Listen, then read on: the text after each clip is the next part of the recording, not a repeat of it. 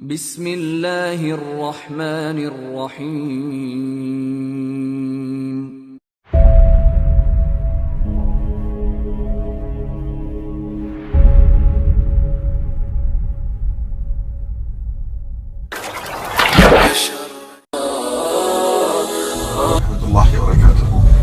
ابھی اس وقت صدر یہاں پہ جو ہے کشمیر یونیورسٹی میں گاندھی بھون جو یہاں پہ کانفرنس ہال ہے، وہاں پہ ہم جو ہے پیس ایجوکیشن کے ٹاپک سے ریلیٹڈ شریک ہوئے تھے، اور یہ کانفرنس کافی ثمرہ ثابت ہو رہی ہے. اس میں بہت ساری ٹاپکس اور بہت سارے ایشوز پہ بات ہو رہی تھی بچوں کے حوالے سے، اسکولز اور ایجوکیشن کے حوالے سے.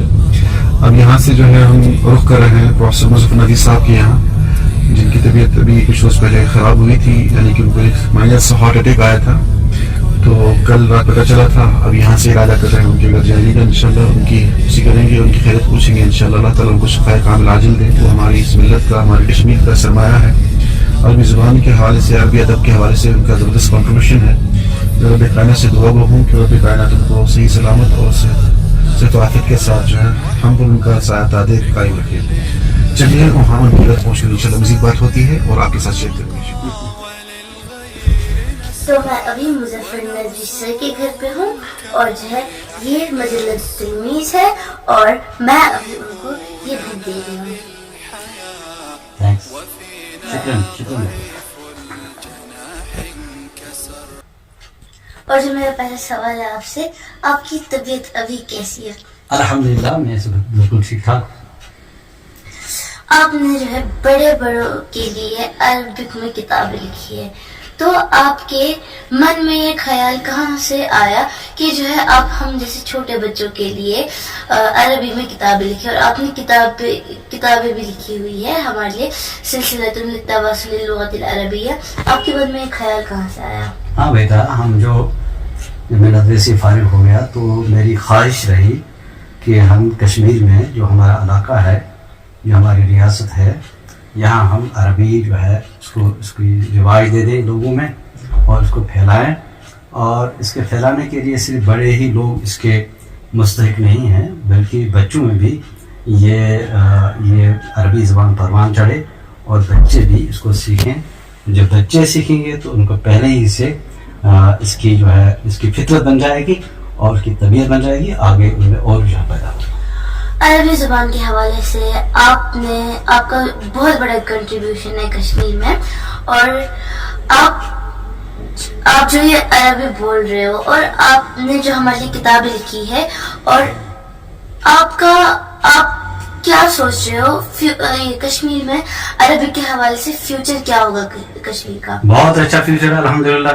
ہم جب آئے ندوے سے فارغ ہو کر 1988 میں، یہاں کچھ بھی نہیں تھی عربی کے حوالے سے. قرآن کو لوگ جو ہے لفافوں میں رکھ کر اور غلافوں میں رکھ کر اس کو چومتے تھے، اور یہ سمجھتے کہ قرآن ایک مقدس کتاب ہے، اس کو صرف چومنا ہے اور اس پر ذرا تھوڑا سا مس کرنا ہے، پھر منہ پر پھیر لینا ہے. تو ہماری برکت ہی انہیں کتاب رکھی تھی. پھر ہم نے یہ شعور پیدا کیا لوگوں میں، مساجد میں جا کر، اور نادر عربی ہماری چلتی تھی، اس کے ذریعے سے ہم لوگوں میں یہ شعور پیدا کیا کہ عربی زبان جیسے عام زبانیں ہیں، ویسے یہ بھی مقدس زبان ہے، قرآن کی زبان ہے. اس کو پڑھا بھی جاتا ہے، اس کو سیکھا بھی جاتا ہے، اس کو سمجھا بھی جاتا ہے، اس کو لکھا بھی جاتا ہے. اس طرح سے بہت محنت ہو گئی. پھر کچھ اور ادارے قائم ہو گئے، معاہد قائم ہو گئے، اور اس کی توسط سے اب دارالعلوم میں بھی انہوں نے عربی زبان جو ہے کو رواج دینا شروع کر دیا. الحمدللہ اب ہر جگہ، اب دیکھیے آپ کا مجلہ تلمیذ یہ تو پہلے کبھی نہیں تھا. اب اتنا عظیم جو مجلہ جو ہے اب ملت سے شعور پر آ گیا، اور ایک عالمی ایک مجلہ بن گیا. تو اس طرح سے ہمیں لگتا ہے کہ بچے بچیاں چھوٹے بڑے اب عربی زبان پڑھتے ہیں، اور آگے اس کا انشاءاللہ رواج ہوگا. کیا کشمیر کے لوگوں میں عربی زبان بولنے کا شوق اور جذبہ ابھی بھی موجود ہے؟ الحمدللہ بہت شوق بڑھ رہا ہے. کالج میں، یونیورسٹیز میں، کالج یونیورسٹی سے باہر یہ معاہد ہیں، دارالعلوم ہیں، چھوٹے بڑے اور عام لوگ بھی. ہاں بچے بھی، ہمارے زوم کلاس چلتے، دیکھیں کتنے بچے آتے ہیں اس میں، ڈوڈا سے ہے، لولاب سے، کہیں اور سے ہیں. بہت شوق پیدا ہو گیا, لوگوں میں شوق پیدا ہو گیا کہ وہ آگے بڑھیں اس میں. ہم جیسے طلبا جو عربی بولنا چاہتے ہیں, جو عربی لکھنا چاہتے ہیں اور عرب کے لوگوں کی طرح ان کا پروننسیشن ہونا چاہیے, وہ اس کے لیے کیا کرے, کیا کر سکتے ہیں؟ بالکل صحیح بات. جو ہماری کتابیں لکھی گئی ہیں صرف بچوں کے لیے, ہمارے آپ کے والد صاحب ڈاکٹر میرا الدین صاحب جانتے ہیں کہ عربی بچوں کے لیے کتابیں لکھی گئی ہیں, اور قصص العرب ہے مثلا ایک کتاب ہے. بچے جب ان کو پڑھتے ہیں تو ان میں ایک شوق پیدا ہو جاتا ہے. جب وہ بار بار پڑھیں گے, زیادہ پڑھنے سے ان کی زبان جو ہے یہ پھسل جائے گی, ان کی زبان میں پھسلن آ جائے گی, ان کی زبان جو ہے وہ اچھی بن جائے گی, تو خود بخود وہ چیزیں آ جاتی ہیں. زیادہ پڑھنے سے ایسا ہوتا ہے, کم پڑھنے سے نہیں, زیادہ پڑھنے سے. میرے پاپا ڈاکٹر مہراج ندوی, انہوں نے بھی ندوے میں پڑھا ہے اور آپ نے بھی ندوے میں پڑھا ہے. اب آپ مجھے کچھ ندوے کے بارے میں بتا سکتے تفصیل سے؟ ندوہ ایک ایسا ادارہ ہے جو عالمی ادارہ ہے, جو عربی ادب کا ہب ہے, ایک مرکز ہے. بلکہ رابطۃ الادب الاسلامی کا وہ ایک مرکز ہے. مولانا حضرت مولانا ندوی صاحب, ابوالحسن ندوی صاحب سے لے کر آج تک جو ہے اس کو مرکزیت حاصل ہے, اور وہاں عربی زبان پر زبردست جو ہے اس پر زور دیا جاتا ہے. دیکھیں عربی زبان, آپ بیٹا آپ کوئی قرآن لیجیے, قرآن عربی زبان میں ہے, آپ اس کو کسی اور زبان سے سیکھ نہیں پائیں گے. وہ سوال ہی نہیں ہے. جو ایسا کہتا ہے کہ میں قرآن کو کسی اور زبان کے ذریعے سے سیکھوں گا عربی زبان کے بغیر, وہ کسی احمقوں کی وادی میں ہے. ایسا نہیں ہو سکتا. حدیث جس زبان میں ہے اس کو اسی زبان, وہ زبان معلوم ہونی چاہیے. اور یہ ندوے کا یہ کمال ہے الحمدللہ, اور اس کا یہ جمال بھی ہے کہ اس نے یہ علم اٹھایا ہے کہ ہم عربی زبان کی ترویج کریں. یہ آپ کو کی مل جائے گی, چابی مل جائے گی, پھر چابی سے آپ ہر ایک تالا کھول سکتے ہیں.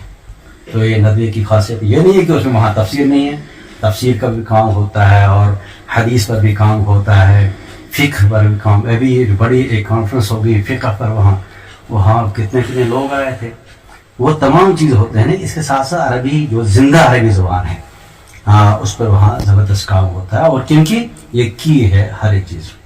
اور آپ جانتے ہیں دائیں بائیں جو لوگ اس کے بغیر کام کرتے ہیں وہ بھٹک جاتے ہیں. جب تک عربی زبان نہ ہو تب تک کچھ نہیں ہو سکتا ہے, تو عربی علوم نہیں آ سکتے اچھی طرح سے. اور اب آخری سوال آپ سے, یہ جو جرنل, یہ جو مجلہ مجلۃ التلمیذ ہے, یہ کتنا کامیاب ہے, اور اس کو آگے کامیابی چومنے کے لیے کیا کیا کرنا پڑے گا؟ مجلۃ التلمیذ کے بارے میں آپ کے والد صاحب ڈاکٹر میرا ندوی زیادہ مجھ سے جانتے ہیں. یہ سوال مجھ سے کرنا چاہیے کہ الحمدللہ دیکھیں تمام عربی میں جاتا ہے, اور وہاں سے کبھی میں نے آج تک نہیں دیکھا ہے جو ہندوستان میں جو بڑے بڑے مجلہ نکلتے ہیں, ایون الباس الاسلامی ہے یا ادائی ہے یا اداوا ہے, ان کے اتنی پذیرائی ان کی بھی آج تک نہیں ہوگی جتنی مجلۃ التلمیذ کی ہے. کیونکہ اس کے پیچھے ایسی شخصیت ہے جو روان دوا ہے, جو رات دن کام کرتا ہے, اور اس کی وجہ سے اس مجلۃ التلمیذ نے عالم عربی میں اپنا ڈنکا بچایا ہے, اور وہاں اس کی تشہیر ہو گئی. اس کے ساتھ یہاں کے لوگوں کی بھی تشہیر ہوگی, اور اس میں ایسے ایسے جو مضامین ہیں آتے ہیں جو بالکل انوکھے قسم کے ہوتے ہیں, ادبی ہوتے ہیں, علمی ہوتے ہیں. اور یہ مضامین اس میں جب اس میں لکھنے والے اچھے ہوں گے تو اور ایسا ہو جائے گا, اور اس میں اور محنت کی ضرورت ہے, اور یہی چیز اس کے جو ہے, اور اس میں مسلسل محنت کیجیے. جیسے کہ ہم سب کو معلوم ہی ہے کہ مجلۃ التلمیذ ایک انٹرنیشنل جرنل ہے, انٹرنیشنل ریسرچ جرنل ہے. یہ آگے چل کر اور جو ہے ترقی کر رہے دن بدن, اور اب جو اس کے chief editor doctor Mehraj Nadvi, انہوں نے بھی اس میں محنت کی ہے. کیا اب آپ ان کے بارے میں کیا بولنا چاہیں گے؟ یہ میرا صاحب کی محنت ہے کہ انہوں نے اتنا کام کیا.